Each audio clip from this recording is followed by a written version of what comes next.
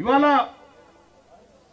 Majority ప్రజలైనటువంటి బీసీలు తమ కోసం, తమ వర్గాల కోసం, తమ అస్తిత్వం కోసం, తమ ఆత్మగౌరవం, తమ వాటా కోసం ఒక రాజకీయ పార్టీగా ఆవిర్భవిస్తున్నటువంటి క్రమంలో ఈ తాజ్ కృష్ణ హోటల్ బయట ఒక్క ఫ్లెక్స్ అన్న ఉందా?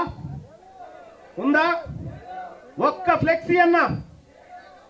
ఒక్క ఫ్లెక్సీ లేకుండా ఇక్కడ ఉన్నటువంటి ఒక ఆధిపత్య కుల అధికారి ఎర్లీ మార్నింగ్ నుంచే వాటిని చింపుతా ఉంటే నేను కూడా అనుకున్నా, నీవు ఇయ్యాలా నా పార్టీ, నా అస్తిత్వం, నా ఆత్మగౌరవం మీద దెబ్బ కొడతా ఉన్నావు కదా, నువ్వు రాసి పెట్టుకో, నీ అహంకారాన్ని ఓట్ల ద్వారా అణిచి మిమ్మల్ని మూలకు కూర్చుండబెట్టబోతా ఉన్నా అని చెప్పి తెలియజేస్తా ఉన్నా.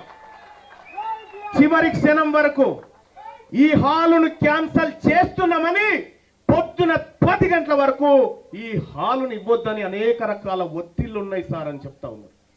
అనేక రకాల ఒత్తిళ్లు ఉన్నాయని చెప్తా ఉన్నారు. అయినా నేను, నా సోదరుడు వట్టే జానయ్య గారు అర్ధ గంటలో దీన్ని వ్యవహారం సెట్ చేసినాం. వాళ్ళకు అవకాశమే లేకుండా నా వంతు ప్రయత్నం చేస్తే ఇవాళ ఈ బీసీ పార్టీ అనౌన్స్మెంట్ ఇక్కడ జరిగింది. ఇక్కడితో ఆగిపోతుందని నాకేం భ్రమ లేదు. ఈ అగ్రవర్ణ పార్టీలు ఇక్కడితో బీసీల పార్టీని వదిలిపెడితే నాకేం భ్రమ లేదు. కానీ నేను మీకంటే 10 రోజులు అడ్వాన్స్ ఉంటా అన్న విషయాన్ని గుర్తుపెట్టుకోండి. మీకంటే 10 రోజులు అడ్వాన్స్ ఉంటా.